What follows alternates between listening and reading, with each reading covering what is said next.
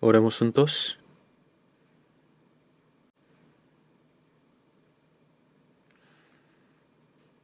Dios, nuestro Padre, Santo y misericordioso que nos amas, te damos gracias por haber perdonado nuestros pecados para siempre, con tu preciosa sangre, y por habernos salvado sin ningún mérito de nuestra parte. En este momento, nosotros, redimidos por tu preciosa sangre, nos reunimos ante ti para alabar tu gran gracia y tu amor, para aprender tu palabra y para tener comunión dentro de santa congregación contigo. Creemos que también en este momento estás en medio de nosotros. Mira a cada uno de nosotros y sosténnos con tu mano misericordiosa, para que podamos vivir el resto de nuestras vidas sin ninguna vergüenza como tus hijos. Llénanos aún más con tu gracia, con tu palabra y con el poder del Espíritu Santo, y gobierna y guía el resto de nuestra vida. Te damos gracias por habernos ayudado a terminar bien el retiro de verano. Creemos que también esta vez muchas personas recibieron la salvación, y te damos gracias por esto. Que estés con nosotros y nos guíes, para que podamos vivir el resto de nuestra vida de manera digna y sin vergüenza como tus hijos. A quienes, aunque escuchan la palabra, todavía no tienen la seguridad de la salvación, abre su corazón y guíalos para que comprendan tu asombrosa gracia y tu amor, para que puedan obtener la vida eterna y la esperanza gloriosa. A todas las iglesias en la nación y en todo el mundo, y todos los hermanos que guardan la fe y predican el Evangelio en medio de diversas dificultades, está con ellos para que puedan testificar tu Evangelio con mayor valentía, y para que puedan guiar a muchas almas perdidas ante ti, viviendo de manera digna. Úsanos a todos nosotros, según tu voluntad, de manera preciosa para tu obra. Señor, que nos enseñas la palabra necesaria a tu tiempo y el camino que debemos seguir. En este momento también, enséñanos tu palabra que debemos saber sin falta, y las cosas que debemos hacer, y guíanos para que vivamos verdaderamente para tu voluntad y tu gloria en el resto de nuestra vida. Oramos en el nombre del Señor Jesucristo. Amén. Busquemos la palabra de Dios. Salmo 116.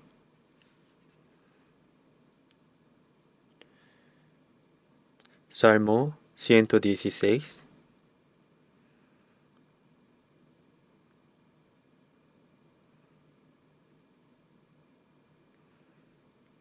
Salmo 116. Los versículos 8 y 9 voy a leer. Leamos juntos versículos 8 y 9. Pues tú has librado mi alma de la muerte, mis ojos de lágrimas, y mis pies de resbalar. Andaré delante de Jehová en la tierra de los vivientes. Y versículo 12 hasta 14. Leamos juntos. Que pagaré a Jehová por todos sus beneficios para conmigo. Tomaré la copa de la salvación e invocaré el nombre de Jehová. A Jehová pagaré ahora mis votos delante de todo su pueblo.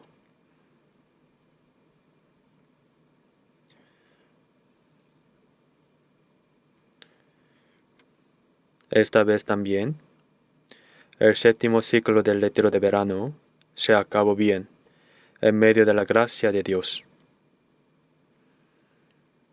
Cada vez que llega el retiro de verano, siento como si hubiera una gran montaña puesta justo delante de mí. Y me pregunto, ¿cuándo podemos pasar por encima de esto? Cuando uno mira una gran montaña desde abajo, se preocupa de cómo la va a cruzar. Pero después de haberla cruzado, el corazón se siente tan fresco y liviano, y piensa, Lo hice bien. Este séptimo turno de retiro de verano fue un tiempo en el que muchos hermanos oraron juntos, sirvieron juntos y trabajaron con sudor, de manera que muchas personas participaron por primera vez, recibieron la salvación y le dieron gran gozo y gloria a Dios. Y todos nosotros también nos alegramos y le dimos gracias a Dios. Terminamos bien el retiro, pero pensé que tal vez tendrían curiosidad, así que quiero darles un breve informe de los resultados.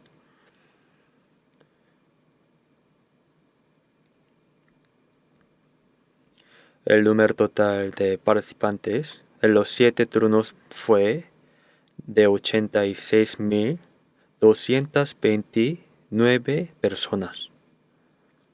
De una sola vez llegaban a participar 12.000 o 13.000 personas. Se reunió una cantidad enorme de gente. Así que me enviaron este resumen de las estadísticas generales. 86.229 personas. Así que participaron muchísimas. Y de ellas, las personas que participaron por primera vez y fueron evangelizadas fueron 18.897. Vinieron muchísimas. Y a todas estas personas se les preparó comida cada día. Y hay también estadísticas sobre el número de comidas. En total, 297.710 personas comieron.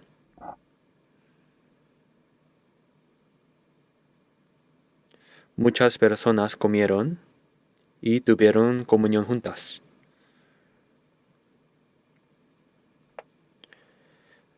Y varios pastores dieron consultas. Las personas que recibieron consultas fueron 19.251. Estoy seguro de que muchas personas recibieron la salvación a través de esa consulta. Y las personas que recibieron el bautismo fueron 3.474. Y esta vez hicimos bautismo en cada ciclo del retiro de verano. En Hechos 2 vemos que en Pentecostés las personas que fueron salvas y fueron bautizadas fueron 3.000. Esta vez en nuestros 7 turnos se bautizaron 3.474 personas, así que recibieron el bautismo muchísimas más. Y también hicimos seminario bíblico en idiomas extranjeros, en inglés, chino, tailandés, mongol, japonés, vietnamita, nepalí, camboyano, español, ruso y hasta en birmano. Hubo muchas personas que vinieron del extranjero. Y se hicieron muchos seminarios en idiomas extranjeros. Y también hermanos médicos trabajaron muchísimos, pero no hubo ningún problema grave. Había atención de medicina occidental y de medicina oriental. Los hermanos médicos trabajaron muchos y las personas atendidas en medicina occidental fueron 5.388 y en medicina oriental 2.503 personas recibieron atención. No hubo ningún problema grave. Como hay tanta persona, no puede haber enfermedades, ¿verdad? Y también nos dieron ofrendas. La suma total de las ofrendas de los 7 ciclos, incluyendo el retiro para sordos, fue en total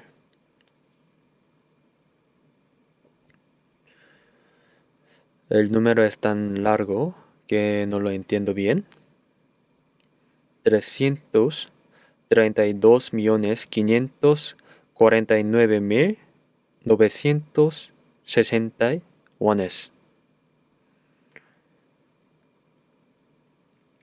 Ofrendaron muchísimo.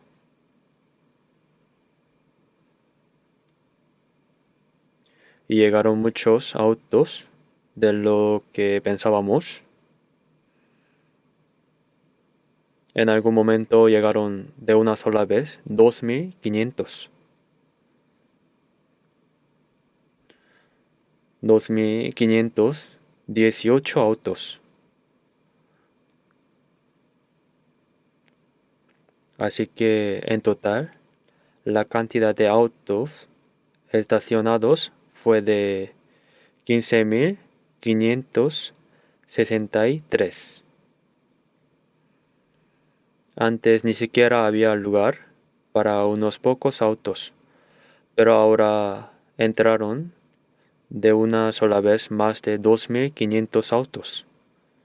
Y muchas personas oraron, sirvieron y trabajaron con esfuerzo para esta obra. Así que les doy muchísimas gracias. Creo que Dios también se alegró en manera grande. Y que a través de este retiro muchas personas recibieron la salvación, lo cual fue un gran gozo y gloria para Dios. Ahora bien, la evangelización es algo que debemos seguir haciendo continuamente. El Salmo 118, versículo 17, que dice que no moriré, sino que viviré. No dice no moriré, sino que viviré, ganaré mucho dinero y viviré de manera espléndida, sino que el propósito de que nosotros, que ya hemos recibido la salvación, sigamos vivos sin morir, es primero predicar el Evangelio a las personas que todavía no han recibido la salvación, para que más almas sean salvas.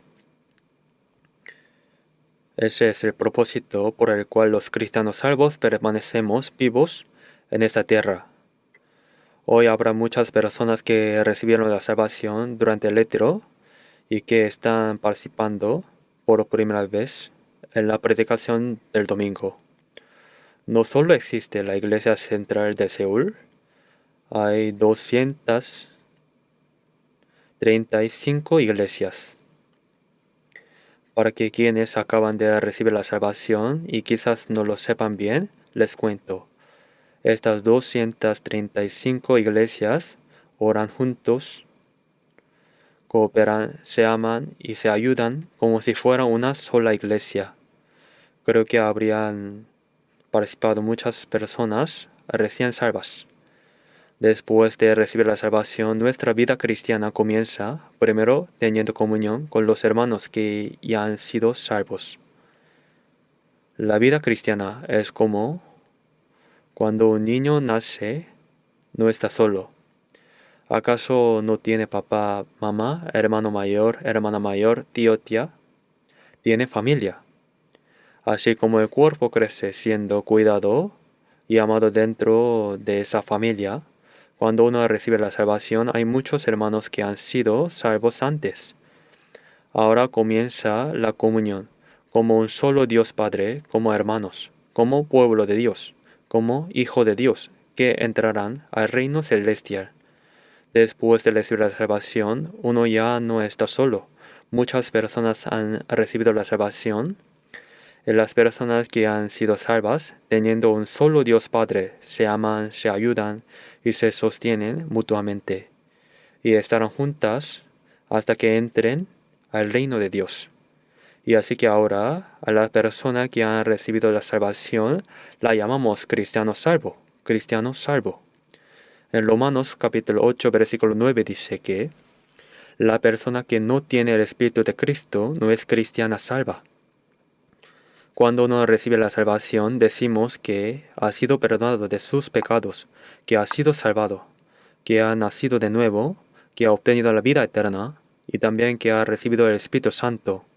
Sepamos o no que el Espíritu Santo está presente, la persona salva tiene el Espíritu Santo. El que nos hizo creer es precisamente el Espíritu Santo. No es por nuestro conocimiento ni por nuestra sabiduría que conocemos a Dios. Sin la ayuda del Espíritu Santo, conocer a Dios es imposible. No podemos comprender ni creer con certeza la gracia de Dios ni el amor de Dios. Quien nos hizo creer es Dios, el Espíritu Santo. Así que a las personas que han recibido santamente la salvación y el Espíritu Santo las llamamos cristianos salvos. Cristiano, en inglés se dice Christian. A las personas que asisten a la iglesia se les llama cristianos. Pero eso es una idea equivocada. Aunque uno asista a la iglesia toda su vida, si no ha nacido de nuevo, si el Espíritu de Cristo no está dentro de él, no es cristiano. La palabra cristiano significa una persona en quien Cristo vive. No existe un nombre más hermoso que el nombre de cristiano. Nos hemos convertido en hijos de Dios y en pueblo de Dios que entrarán al cielo. Así que en San Mateo capítulo 6 versículo 9 dice, vosotros pues oraréis así. Jesús nos enseñó a orar. Padre nuestro que estás en los cielos. Podemos llamar Padre a Dios, el Creador que está en los cielos.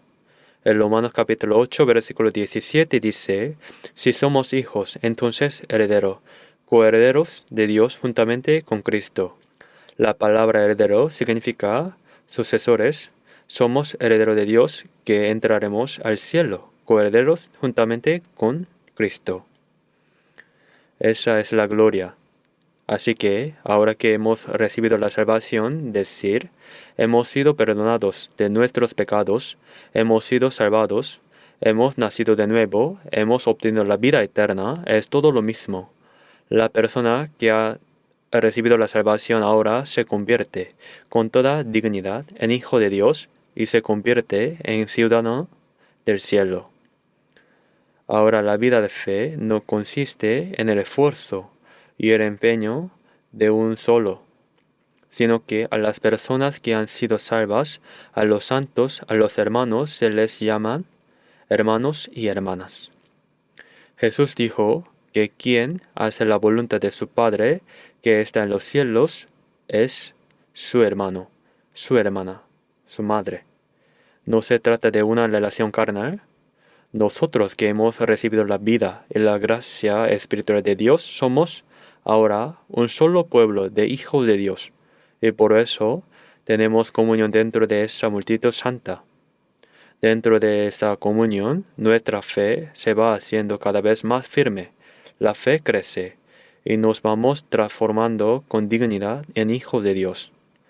Hemos recibido la salvación, pero todavía estamos en un estado demasiado débil para obedecer la palabra de Dios. Cuando nace un niño, tiene papá, mamá, hermano, hermana, y debe recibir el amor y el cuidado de toda la familia. No hay nada que pueda hacer por sí mismo, solo necesita recibir cuidado y crecer. Ahora nosotros que hemos recibido la salvación, estamos dentro de esa multitud en la que Dios está presente, junto con los hermanos que fueron salvos antes que nosotros. No podemos vivir separados de esa multitud. ¿Cómo podrá vivir un niño pequeño separado de la familia que lo dio a luz y lo crió y lo amó? No podría vivir. No es posible. Supongamos que un niño pequeño, cansado de que su familia lo estuviera mirando todo el tiempo, decide una noche escaparse a escondidas por un hueco en la cerca. Entonces alguien que pasa por ahí diría, ¿por qué este niño aquí? Y quizás lo lleve a un orfanato y sería un gran problema. De la misma manera nosotros que hemos recibido la salvación hemos sido colocados por Dios dentro de esa multitud. Esto lo seguiremos aprendiendo en adelante. Así que en 1 Pedro capítulo 2 dice, «Desea como niños recién nacidos, la leche espiritual no adulterada, para que por ella crezcáis para salvación». Un niño recién nacido desea la leche. La persona que ha recibido la salvación todavía es espiritualmente como un niño recién nacido. Y esa leche pura y espiritual es la palabra de Dios. Cuando uno desea la palabra, esto hace que crezca hasta llegar a la salvación.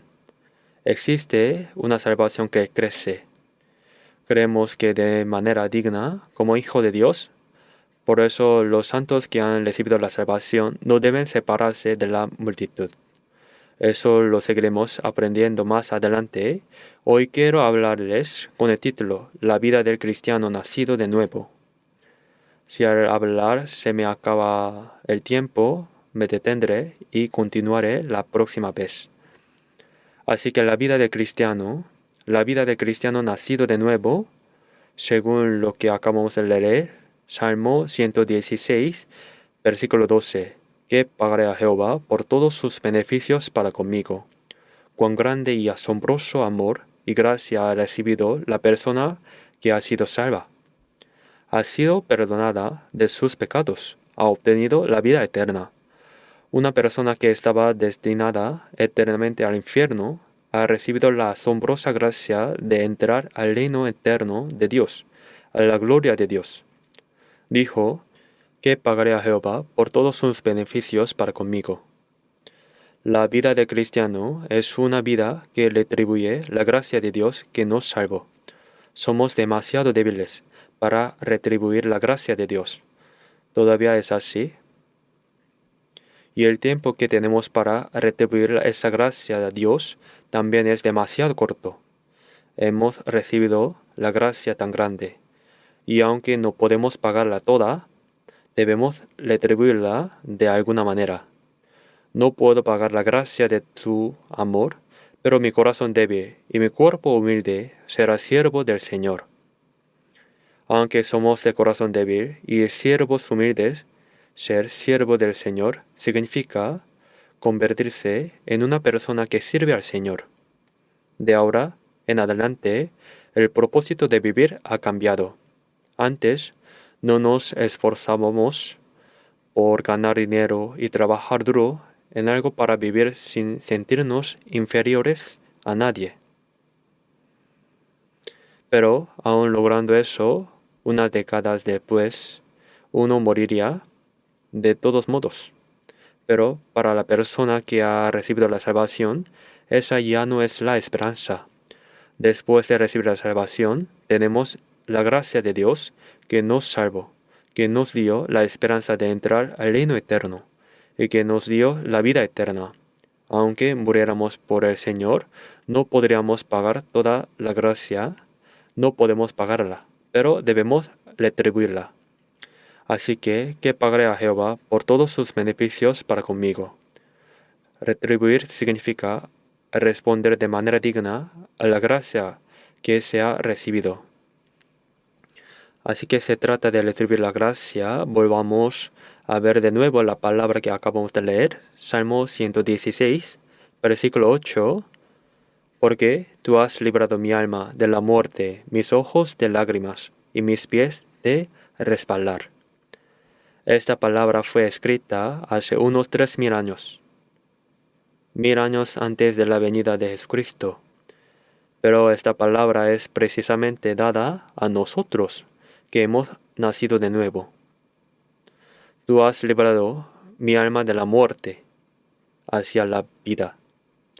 En San Juan capítulo 5 versículo 24 dice, el que oye mi palabra y cree al que me envió, tiene vida eterna, y no vendrá a condenación, mas ha pasado de muerte a vida.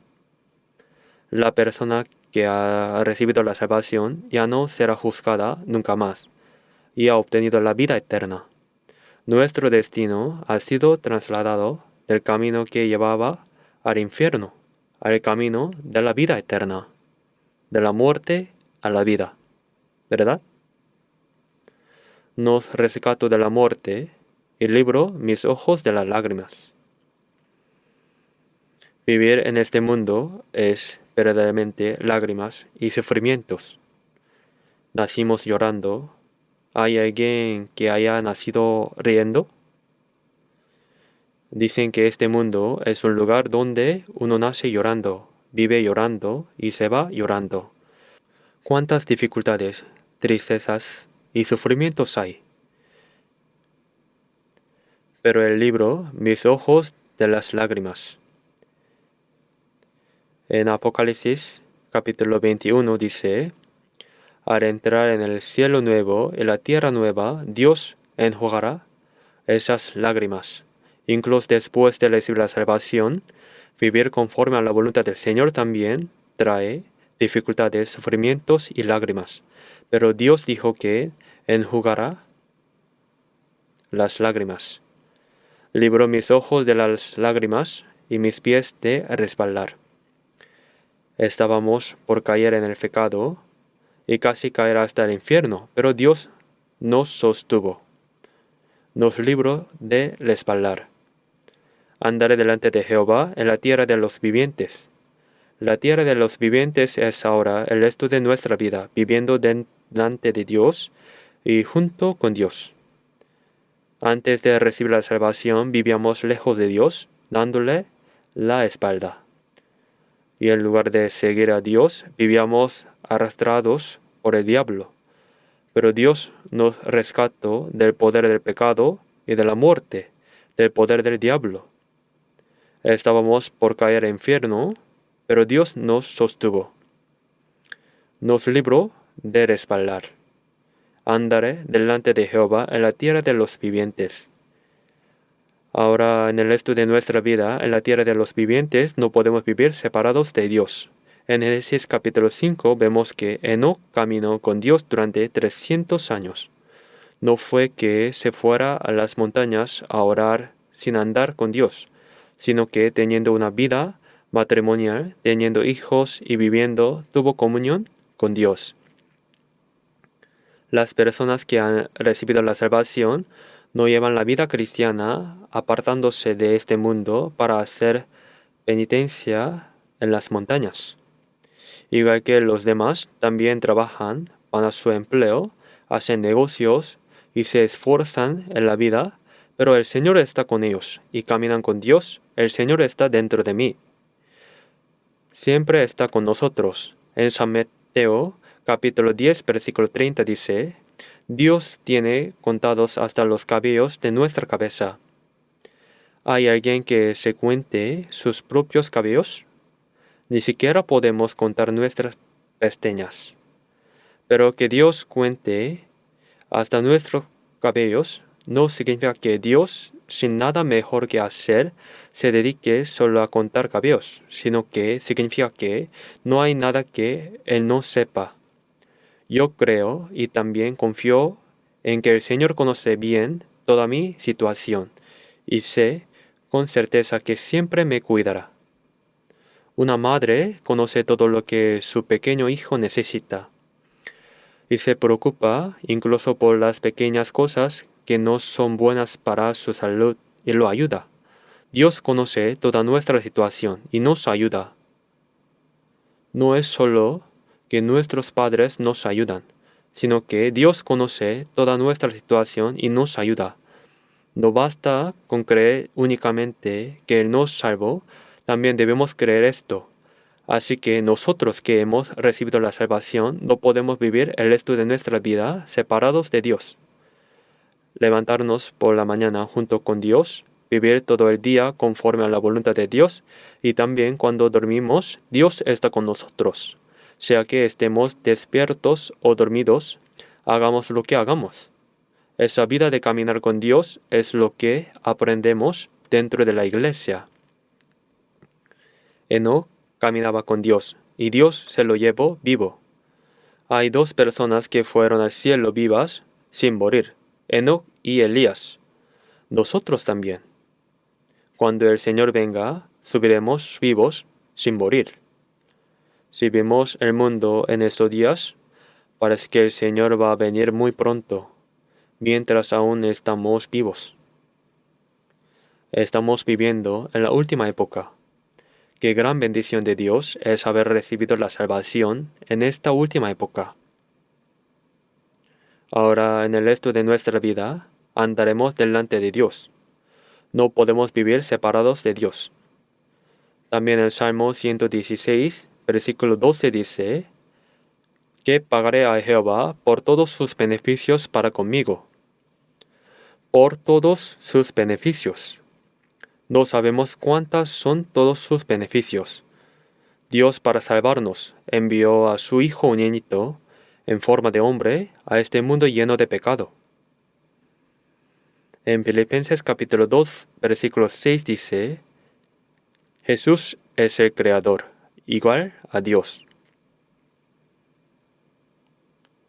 Padre, Hijo y Espíritu Santo, los tres son un solo Dios.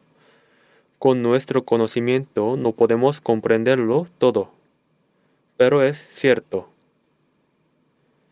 Jesús también estuvo presente en Génesis 1, cuando se crearon los cielos y la tierra. Es el Creador. Pero aquel que era igual a Dios se despojó de ese lugar y se hizo semejante a los hombres, dijo la Escritura. Se manifestó en forma de hombre. Jesús no es un hombre, es Dios, quien se hizo semejante a los hombres.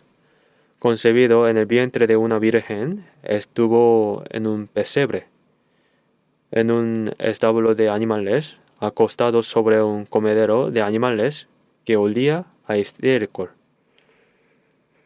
Vino a este mundo, pan pecaminoso y humilde.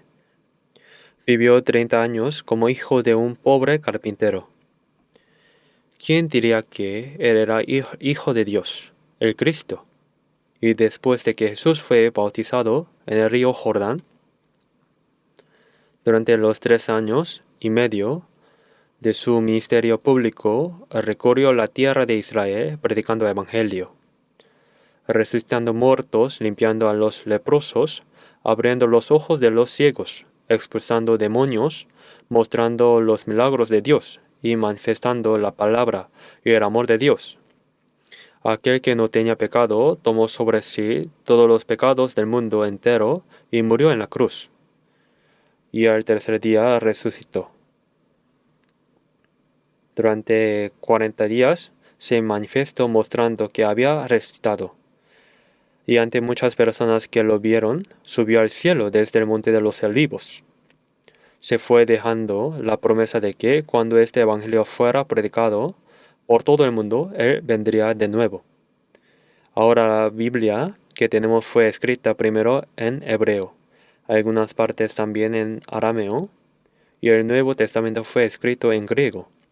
Pero para que este evangelio se predicara por todo el mundo, si quedara solo en hebreo o en griego, ¿quién y cómo lo entendería? Para que el evangelio se predicara, se tradujo a todos los idiomas del mundo. Ahora todos los idiomas a los que se puede traducir por escrito ya han sido traducidos. Se ha traducido a más de 3.700 lenguas. En San Mateo capítulo 24 versículo 14 dice: y será predicado este evangelio del reino en todo el mundo, para testimonio a todas las naciones, y entonces vendrá el fin. Ya se ha predicado a todo el mundo, de Jerusalén a Roma, a Europa, a Estados Unidos, y dando la vuelta completa a Corea. Llegó el evangelio más tarde. Es seguro que nuestra época es la última época que Dios ha determinado. La guerra que ahora está ocurriendo en Medio Oriente no va a terminar ahí.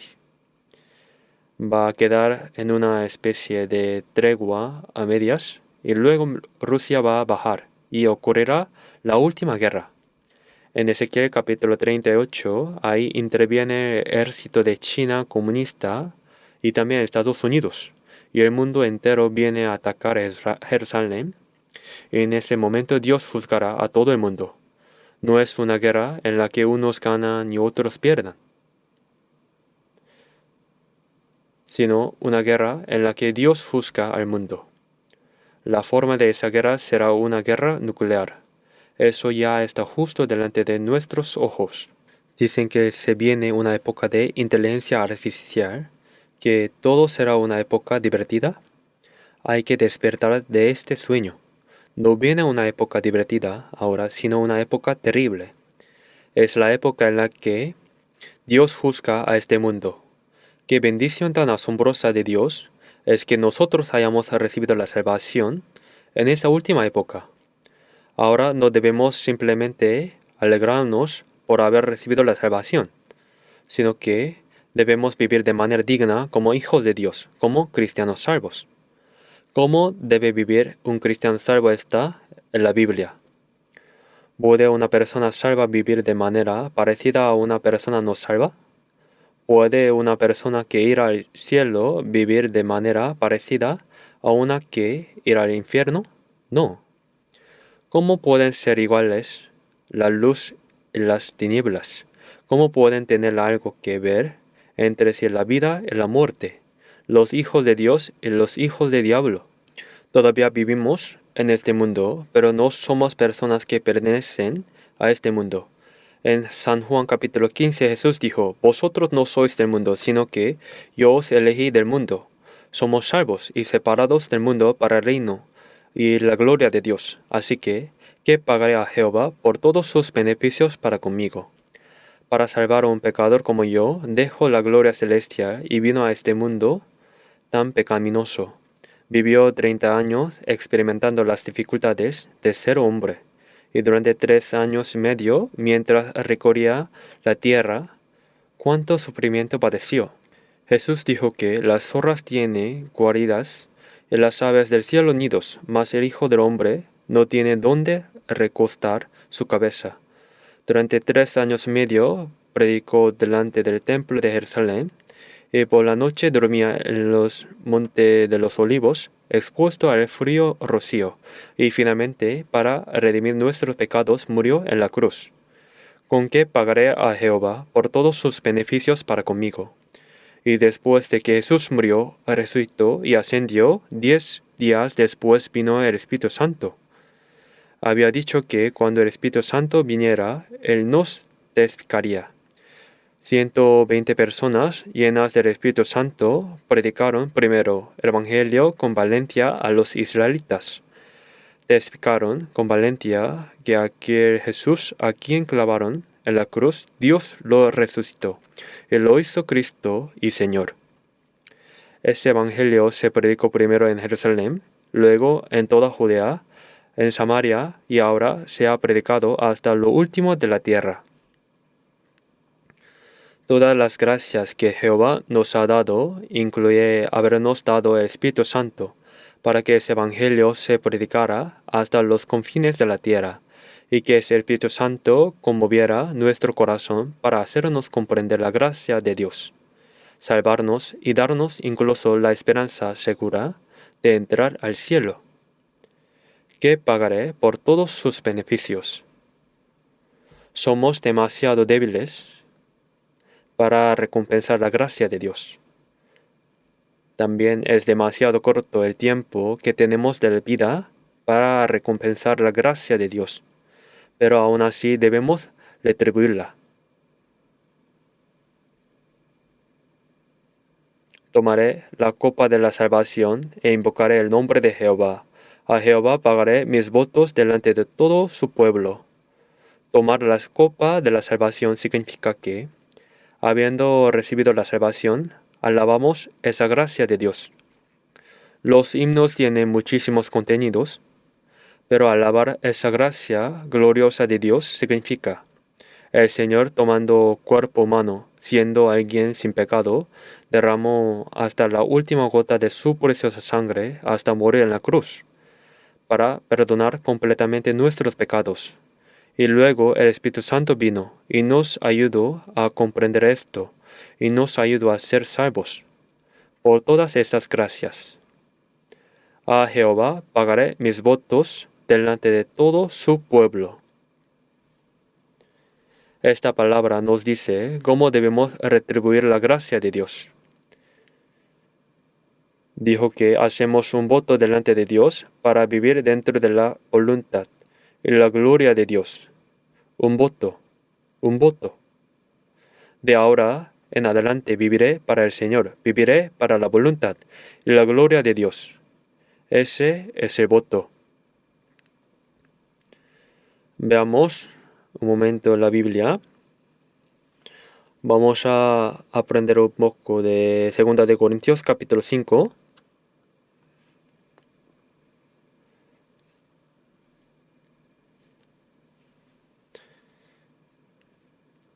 Segunda de Corintios capítulo 5,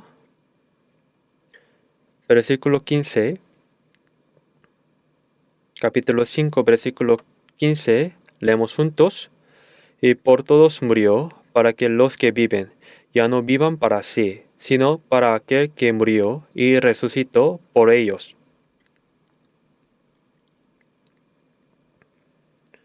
Jesús murió en lugar de todas las personas. Murió en lugar de todas las personas del mundo. Murió en lugar de aquellos que debían morir. Yo era quien debía morir, pero otro murió en mi lugar. Esto es un hecho asombroso. Aquel que murió en mi lugar no es alguien como nosotros, es el Hijo unigénito de Dios, que es igual a Dios, una sola persona que murió en lugar de todas las personas. Que murió en lugar de todas las personas significa que, efectivamente, todas las personas murieron. Una persona murió en lugar de todas las personas. Al ver esta palabra, ¿hay alguien que haya muerto en lugar de cada uno de nosotros? ¿No hay? No es una persona común, sino el Hijo unigénito de Dios, quien sabiendo de antemano que yo iría al infierno, murió para redimir ese pecado. No puedo olvidar ese amor tan asombroso de aquel que murió en mi lugar, que debía morir eternamente. Murió en mi lugar, que debía morir eternamente. En la cruz, el Señor que derramó hasta la última gota de su preciosa sangre y murió por nosotros. Murió en lugar de todas las personas, así que todas las personas murieron. Decir que todas las personas murieron significa que, siendo pecadores que debían morir, murieron. Murieron en lugar de nosotros. Si alguien estuviera a punto de ahogarse en el agua y un amigo entra a rescatarlo y lo logra salvarlo, pero muere en su lugar, ¿podría uno olvidar esa gracia? Todas las personas murieron. En el versículo 15, Él murió en lugar de todas las personas para que los que viven. Como el Señor murió en nuestro lugar, nosotros vivimos, ¿verdad? Ya no seremos juzgados.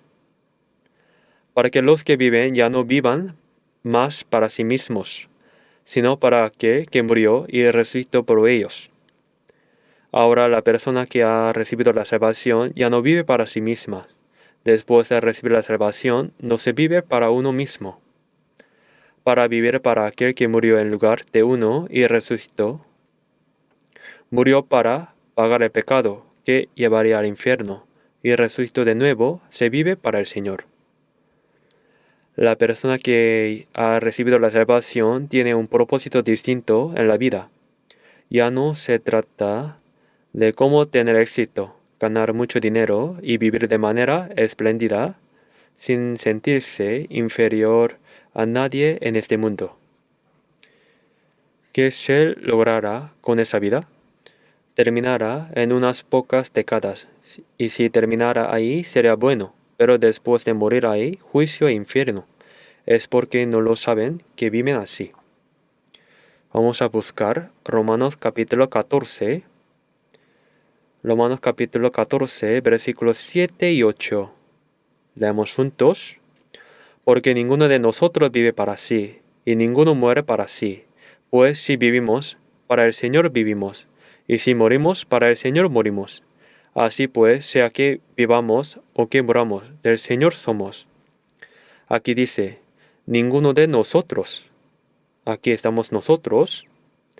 Entre nosotros, personas que hemos recibido la salvación, ninguno vive para sí mismo, ni ninguno muere para sí mismo. ¿Están de acuerdo? Alguien podría decir en su corazón, yo no soy así. Debemos entrar dentro de esta multitud. Si hemos sido perdonados de nuestros pecados por la preciosa sangre del Señor, hemos obtenido la vida eterna y tenemos la esperanza de ir al cielo, entonces el propósito de nuestra vida también debe ser el mismo. La manera de vivir también debe ser la misma. Ninguno de nosotros vive para sí mismo y ninguno muere para sí mismo. Vivir para sí mismo y morir para sí mismo es, en realidad, una maldición.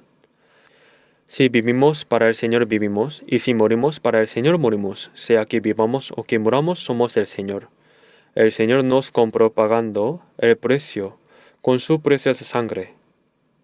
Jesús, nuestro Salvador, con la sangre y el agua derramadas en el Calvario, me compró a precio, hasta mi cuerpo y mi alma. Mi espíritu, mi cuerpo y ni mi alma fueron comprados a precio. Toda mi vida, mi cuerpo, mi alma, todo es del Señor. Así que ahora, sea que vivamos o que muramos, somos del Señor, como dijimos. El versículo 9, para esto Cristo murió y resucitó. La persona que ya ha recibido la salvación ya no vive para sí misma, ni muere para sí misma, vive para el Señor y muere para el Señor. Para eso nos salvó. Ese fue el propósito de nuestra salvación. Yo te salvé, así que tú eres mío. ¿Vivirás para mí? ¿Qué responderían? Gracias por salvarme, pero no me gustaría vivir para ti, para el Señor. ¿Debemos responder así? Si decidimos vivir para el Señor y también morimos para el Señor, entonces Dios está con nosotros y obra.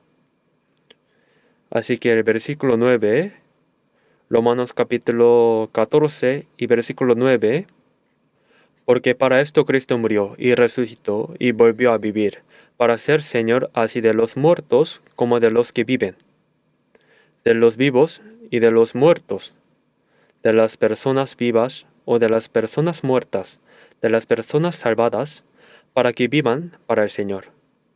Ese fue el propósito del Señor al salvarnos, y ese es el propósito por el cual vivimos en esta tierra.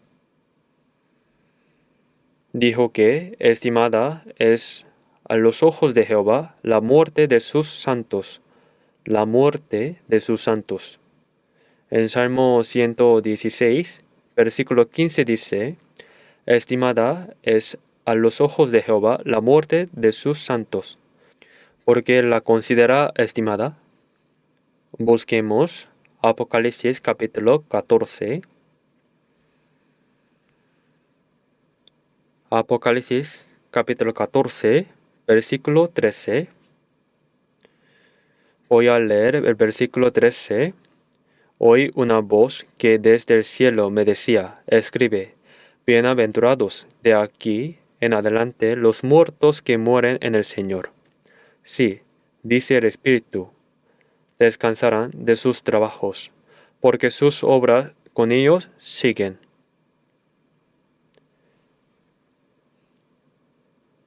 De aquí en adelante, es decir, después de que Jesús murió en la cruz y resucitó, la persona que ha comprendido la gracia de Dios y ahora muere en el Señor es bienaventurada. Morir en el Señor significa que la persona que ha recibido la salvación vive para el Señor y también muere para el Señor y vive conforme a la voluntad del Señor. Y dice que la persona que vive así, conforme a la voluntad del Señor, y así muere, es bienaventurada. Si dice el Espíritu Santo mismo lo confirma así. Descansarán de sus trabajos. La persona que ha recibido la salvación y que vive y muere conforme a la voluntad del Señor, para el Señor, cuando muere va delante del Señor, ¿verdad? Esa persona es bienaventurada. Descansará de sus trabajos. Vivir para el Señor conlleva muchos trabajos y sufrimientos. Ya casi ha terminado. Porque sus obras con ellos siguen. ¿Qué son estas obras? En Apocalipsis capítulo 22, versículo 12 dice, el Señor viene. He aquí yo vengo pronto. Y mi galardón conmigo para recompensar a cada uno según sea su obra. Cuando el Señor venga, no vendrá con las manos vacías. En su mano tiene la recompensa que dará a cada persona, para recompensar a cada uno según sea su obra. Eso es la recompensa. Ya es motivo de gratitud tan solo haber recibido la salvación. Después de recibir la salvación, aunque muriéramos 100 veces por el Señor, no podríamos pagar esa gracia. Pero la persona que vivió conforme a la voluntad del Señor tiene incluso una recompensa. El premio que da el Señor no es un premio como recibir un certificado, un premio material, aplaudir un poco y termina ahí. Es gloria eterna. Aunque hayamos recibido la misma salvación, cómo vivimos después de recibirla es diferente. Cada persona es distinta. Algunos despiertos o dormidos solo piensan en el Señor y consideran cómo vivir para el Señor, aceptando cualquier dificultad y adversidades con gusto. En la época apostólica, entre los apóstoles no hubo ni uno solo que viviera cómodamente hasta morir. Todos fueron martirizados. ¿Lo sabían? No solo los apóstoles.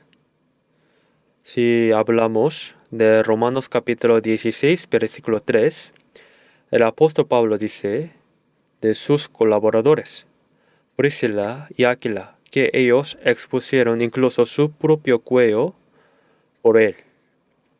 Priscila y Aquila eran hermanos normales. Priscila era la esposa y Aquila es esposo. Con solo escuchar el nombre, se nota que Priscila es nombre de mujer y Aquila es nombre de hombre. Pero generalmente es descortés mencionar primero el nombre de la mujer. Entonces, ¿por qué se menciona primero a Priscila? Aunque Aquila también era admirable, Priscila era aún más admirable. Cuando estaban en Corinto, hacían tiendas de campaña junto con Pablo. El apóstol Pablo hacía tiendas, trabajaba y usaba ese trabajo para la evangelización y ayudar con lo que se necesitaba. Pero estas dos personas, Priscila y Aquila, seguían a Pablo donde quiera que iba y participaban juntos en la predicación del Evangelio. Expusieron incluso su propio cuello por a Pablo. ¿Habrá expuesto su cuello por el hombre Pablo? Lo expusieron por el Evangelio que Pablo predicaba. Exponer el cuello significa que estaban dispuestos incluso a morir. En medio de predicar el Evangelio, podríamos vivir para el Señor junto con las personas que viven por el Evangelio y exponer incluso nuestro propio cuello. Hay personas que sí lo hicieron. Esteban era diácono, no era pastor ni evangelista, pero al predicar el Evangelio con valentía murió a pedradas. Podemos ver eso al final de Hechos 7. En todo caso, los santos de la iglesia primitiva, no solo los apóstoles, también los hermanos, en la obra de predicar el Evangelio, llegaron incluso a morir juntos. Así que cuando una persona que ha recibido la salvación vive para el Señor hasta morir, Dios se alegra. Por eso decimos que Jehová tiene por preciosa la muerte de sus santos. Aunque hayamos recibido la salvación, si alguien vive según su propio gusto hasta morir, Dios no se alegrará. Pero si alguien vive para el Señor hasta muerte, no lo elogiará diciendo, bien, buen siervo y fiel. Antes había un libro cuyo título era ¿Por qué?, con un solo signo de interrogación puesto, ¿why? ¿Por qué? Vi que trataba sobre William Booth, el fundador del Ejército de Salvación, en una época en que la moral estaba corrompida y el cristianismo también se corrompía en Inglaterra. William Booth organizó Salvation Army, el Ejército de Salvación, es decir, un ejército que salva al mundo. Tocaban trompetas, tambores y predicaban el Evangelio en las calles. Antes de que William Booth hiciera esa obra de predicar el Evangelio en aquella Inglaterra tan corrupta, le sucedió algo. Él mismo murió de repente, murió y vio pasar una multitud vestida de blanco, y en medio de todos apareció Jesús, y una innumerable multitud vestida de blanco lo seguía, y Jesús volvía su rostro hacia ellos. Elogiándolos, él vio toda esa escena. Al ver esto, William Booth pensó que si el Señor lo tratara así a él una sola vez, sería capaz de arrastrarse de rodillas toda su vida por el Señor.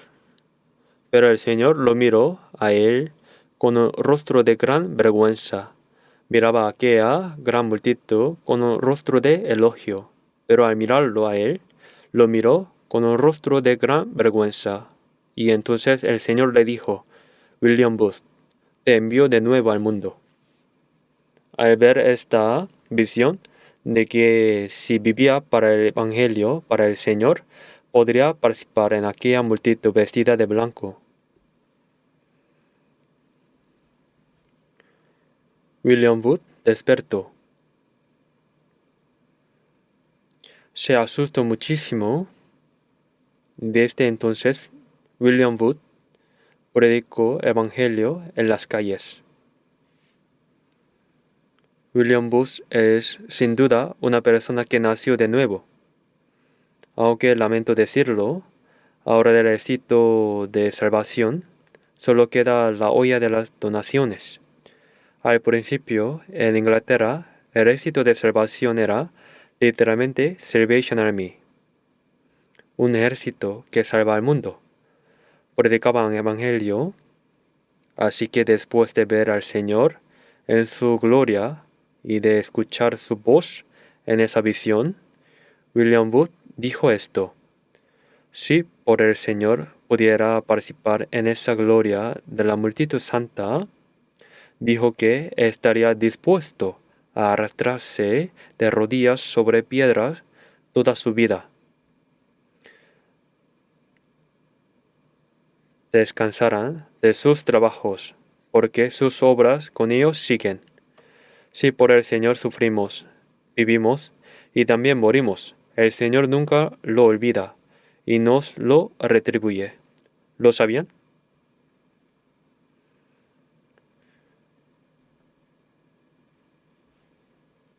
Veamos un momento Romanos capítulo 5, versículo 8. Romanos capítulo 5, versículo 8.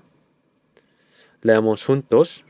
Mas Dios muestra su amor para con nosotros, en que siendo aún pecadores, Cristo murió por nosotros. En que siendo aún pecadores. ¿Qué significa ser pecador? Estar bajo el juicio de Dios, estando en un destino que solo podía llevarnos al juicio y al infierno. En ese momento Cristo murió por nosotros. Cuando por nuestras malas acciones nos habíamos convertido en enemigos de Dios. En el versículo 10 dice: porque si siendo enemigos fuimos reconciliados con Dios por la muerte de su Hijo, cuando éramos enemigos, cuando estábamos en pecado, éramos enemigos de Dios. Pero el Señor murió por nosotros. Dios mostró así su propio amor hacia nosotros. Cuán grande y asombrosa es la gracia que nos ha dado. Busquemos Salmo 100.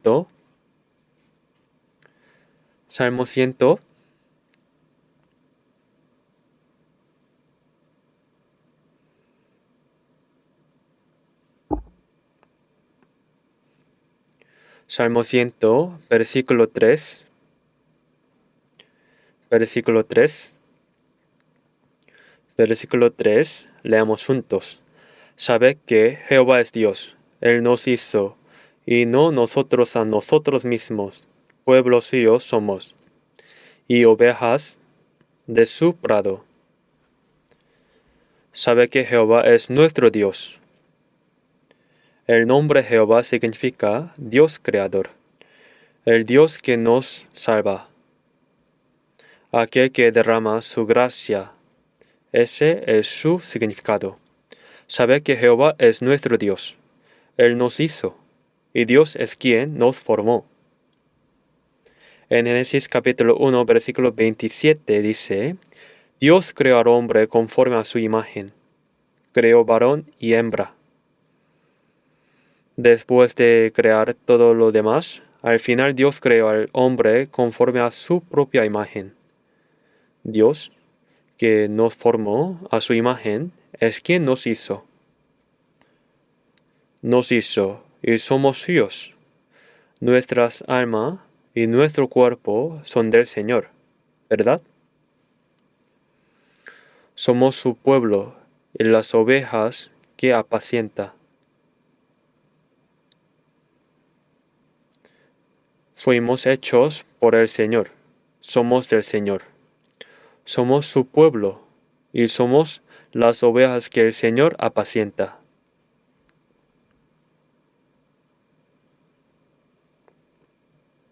Vamos a buscar Salmo 139. Salmo 139. Salmo 139. Versículo 13 y 14. Versículo 13 y 14 leamos juntos. Porque tú formaste mis entrañas. Tú me hiciste en el seno de mi madre. Te alabaré, porque formidable, maravillosamente hechas están tus obras. Estoy maravillado, y mi alma lo sabe muy bien. Si vemos esta palabra, tú formaste mis entrañas. ¿Qué son las entrañas? Significa que formó todos mis órganos internos, este cuerpo. Tú formaste mis entrañas y me hiciste. Es decir, me formo desde el vientre de mi madre. Solo con ese cuerpo nuestro no sabemos cuán maravilloso es. Formaste mis órganos internos y me hiciste en el vientre de mi madre. Te alabaré porque formidable y maravillosamente hechas están tus obras. El haberme formado, el haber hecho este cuerpo, es formidable y maravilloso. No sabemos cuán misterioso es. Dicen que apareció así, por sí solo. Dios hizo las innumerables estrellas del cielo, los millones de tipos de plantas y millones de tipos de animales de esta tierra, en la que vivimos fueron hechos todos para el hombre. El hombre fue hecho para Dios, porque formidable y maravillosamente hechas están tus obras. Estoy maravillado, y mi alma lo sabe muy bien. Cuanto más conocemos a Dios, más vemos que Dios es quien formó mi cuerpo. Dios es quien me hizo conforme a su imagen, y por nosotros, que teníamos el destino de ir al juicio y al infierno por causa del pecado, Dios entregó a su propio Hijo unigénito como ofrenda de expiación en lugar de esa deuda, hasta morir en la cruz, y así perdonó nuestros pecados para siempre. Cuando pensamos en esa gracia de Dios, vemos que desde el principio todo fue creado para la gloria de Dios, para el plan y el propósito de Dios.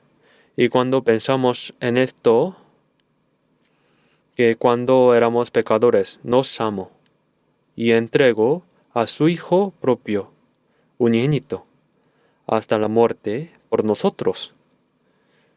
Entonces, ¿qué pagaré a Jehová por todos sus beneficios para conmigo? Si una persona que ha recibido gracia no tiene absolutamente ninguna manera de pagarla, eso también sería algo desafortunada. Pero Dios nos dio la manera de recompensar su gracia. En Hebreos capítulo 9, versículo 12 dice, entró una vez para siempre en el lugar santísimo, habiendo obtenido eterna redención, no por sangre de machos cabríos ni de becerros, sino por su propia sangre. Jesús, para llevar sobre sí nuestros pecados, fue clavado en la cruz en nuestro lugar.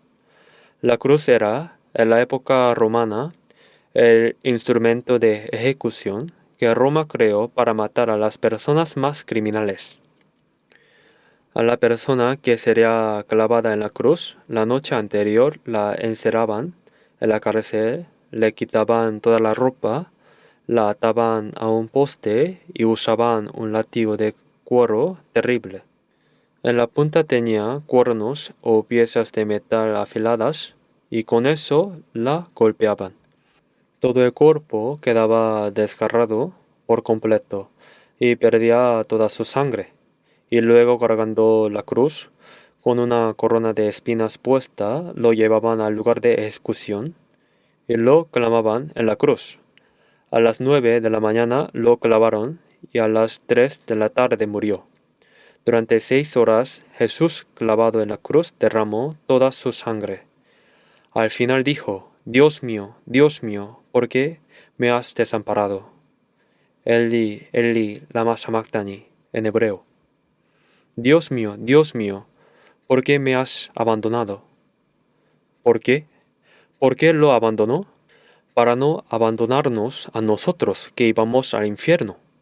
Abandonó en su lugar a su propio Hijo. Es posible que Dios también apartara su rostro. Cuando Jesús fue clavado en la cruz, el sol perdió su luz durante 3 horas. De repente se hizo oscuro y ocurrió un terremoto. Cuando Jesús fue clavado en la cruz, ocurrió un terremoto.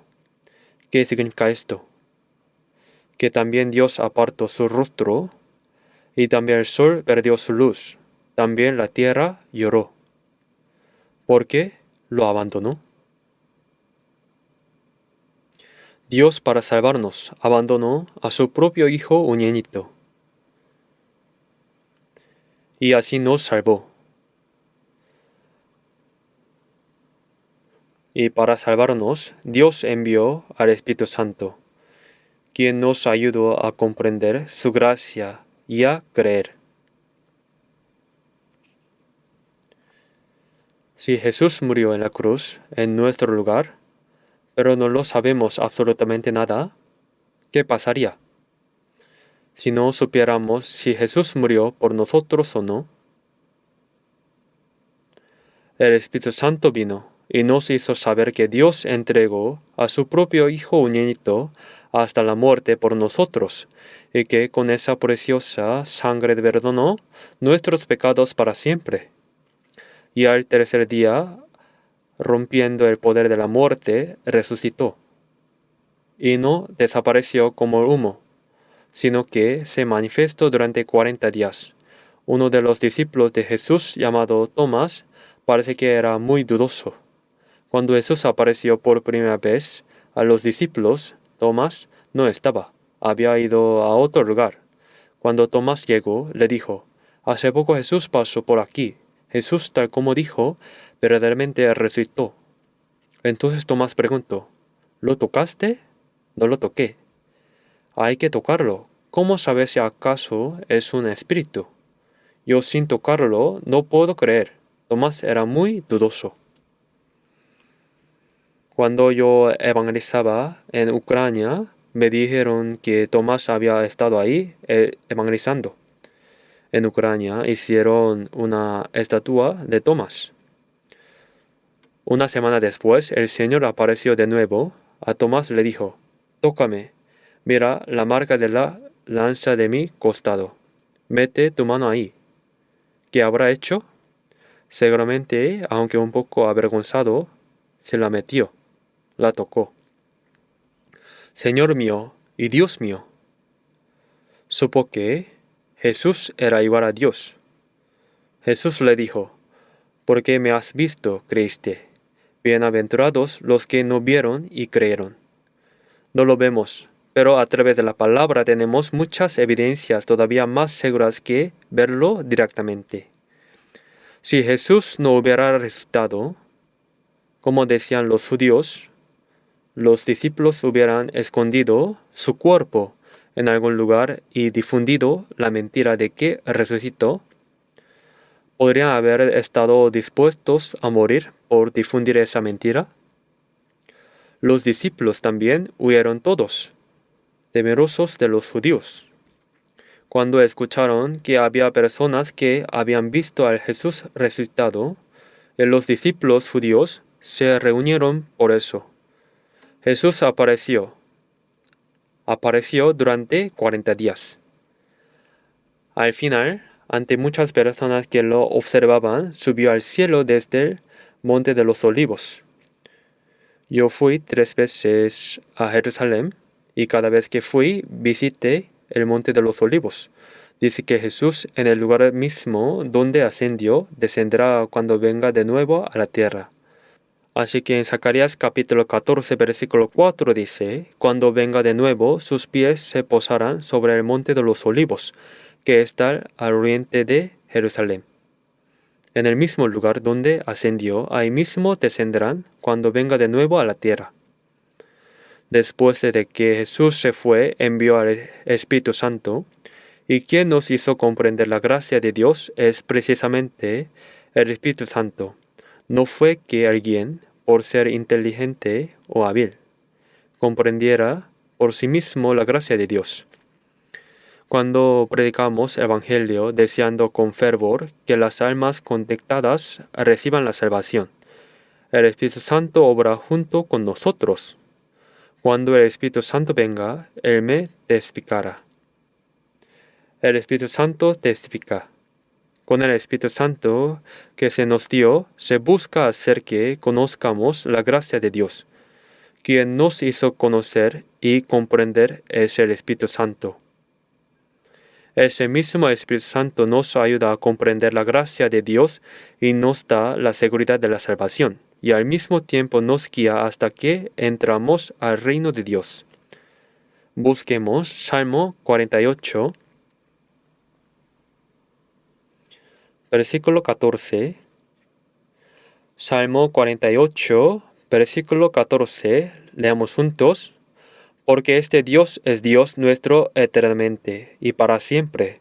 Él nos guiará aún más allá de la muerte. Este Dios es nuestro Dios, es nuestro Padre. ¿Hasta cuándo nos ha guiado? Nos guía hasta la muerte. ¿Sabían que desde el momento en que recibimos la salvación hasta que entramos al reino de Dios nos guía?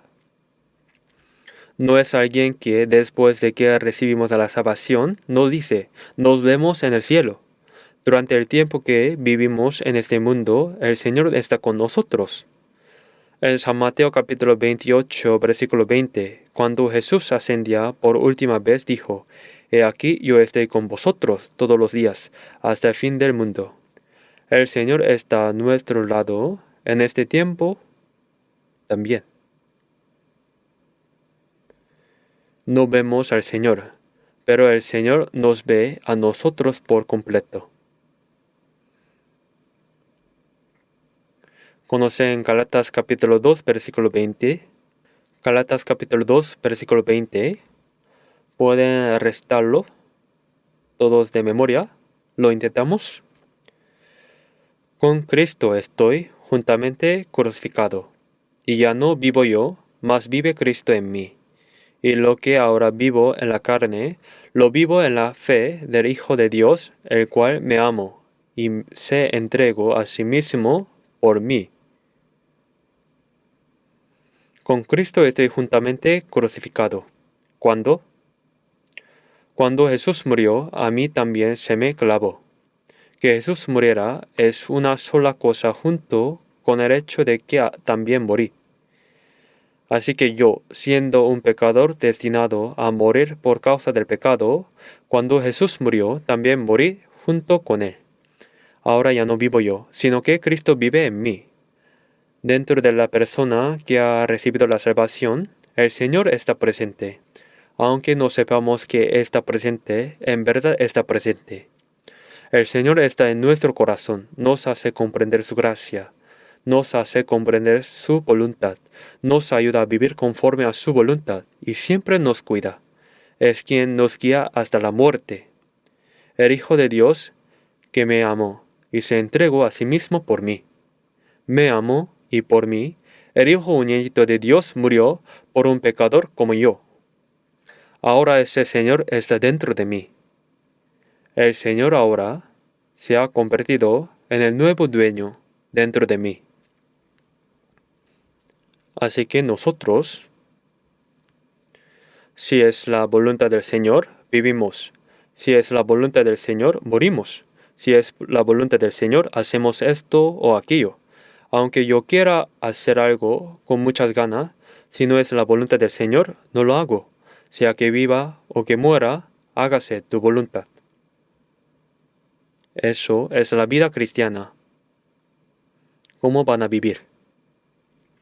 Si nosotros que hemos recibido tan gran gracia, solo nos alegramos de haber recibido la salvación y luego vivimos a nuestro propio antojo, ¿qué sentido tendría que Dios nos haya salvado? Para que ya no vivamos más para nosotros mismos, sino para el Señor, que murió y resucitó en nuestro lugar. El Señor murió y resucitó en lugar de un pecador como yo. ¿Verdad? ¡Cuán asombroso es esto! El Hijo único de Dios nos guía ahora hasta la muerte. Vamos a buscar Segunda de Timoteo, capítulo 4. Segunda de Timoteo, capítulo 4, versículo 18. Segunda de Timoteo, capítulo 4, versículo 18. Leamos juntos. Y el Señor me librará de toda obra mala, y me perseverarán para su reino celestial. A Él sea gloria por los siglos de los siglos. Amén. El Señor me librará de toda obra mala. Esto lo dijo el apóstol Pablo. Pero no solo se aplica a Pablo, sino también a nosotros. Nos guarda y nos libra de toda obra mala. Y me persevera para su reino celestial. Nos guía hasta la muerte. Y nos guarda y nos salva para que entremos al reino celestial. A Él sea la gloria por los siglos de los siglos. Debemos saber que el Señor siempre está con nosotros. Ahora el dueño de mi vida no soy yo, sino el Señor. Decir que vivimos en la fe del Hijo de Dios que me amó y se entregó a sí mismo por mí, significa que el Señor es el dueño de mi vida. Cuando vayan a hacer algo importante, consulten con el Señor si es su voluntad o no. Piensen también esto. Si el Señor estuviera aquí, ¿qué habría hecho Él? Si no lo saben bien, pregúntenles a los hermanos que tienen una fe más madura o a quienes predican la palabra. No deben vivir a su propio antojo. Las personas que han recibido la salvación no viven según su propia comodidad, ni según su propio antojo, sino que deben pensar profundamente si algo es o no la voluntad del Señor, y seguir al Señor con cuidado, paso a paso. El Señor está con nosotros. Eso es la vida cristiana. Vivir para retribuir la gracia de Dios es lo que le da gloria a Dios. Eso es lo que recibe la gloria de Dios.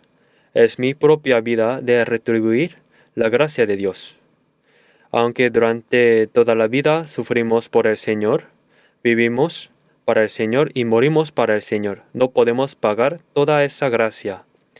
Vivir con un corazón agradecido y obediente, retribuyendo la gracia de Dios, es lo que le da gloria a Dios. ¿No es acaso lo más natural que la persona que ha recibido la salvación agradezca y se goce en esa gran gracia de Dios y la retribuya? Ni siquiera podemos pagar del todo, mientras vivimos la gracia de los padres que nos dieron a luz y nos crearon, ¿verdad? No podemos pagarla, pero debemos honrar y servir a nuestros padres. ¿Cómo podríamos pagar la gracia que Dios nos ha dado? No podemos pagarla. Pero el corazón de querer vivir para el Señor, con nuestro corazón y fuerza débiles e imperfectos durante toda nuestra vida, el corazón de vivir para retribuir la gracia del Señor, eso es lo que Dios se alegra en ver.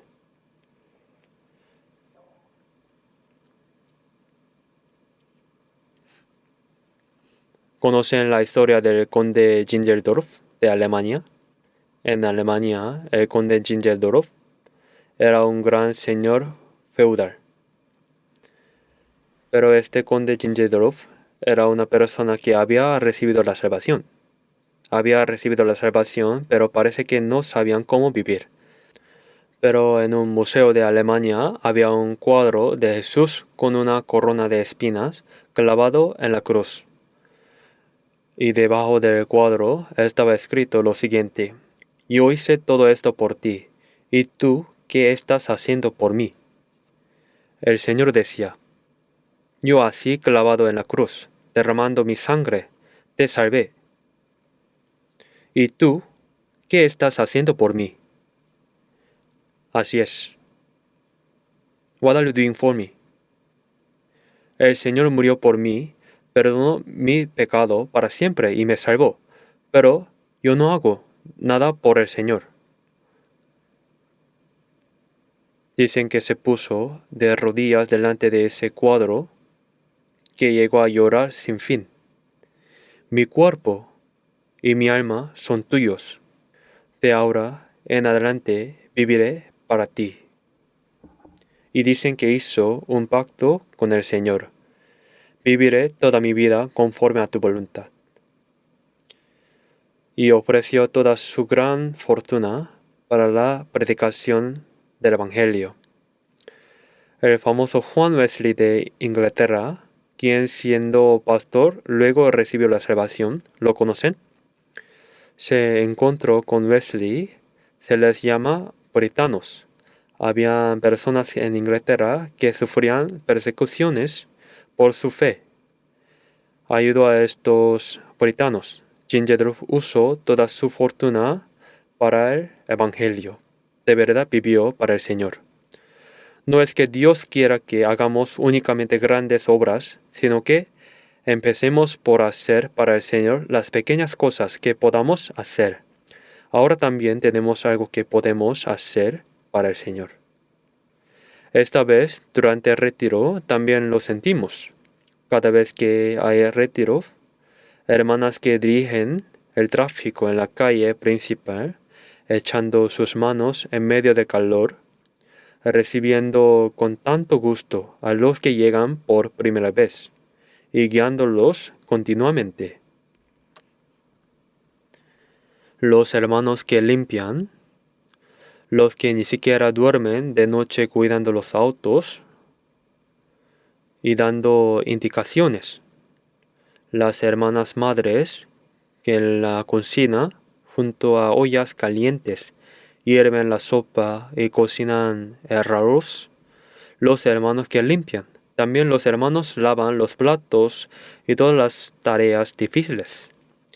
En cada lugar sirven con el corazón de hacer, aunque sea el pequeño servicio que ellos mismos pueden hacer.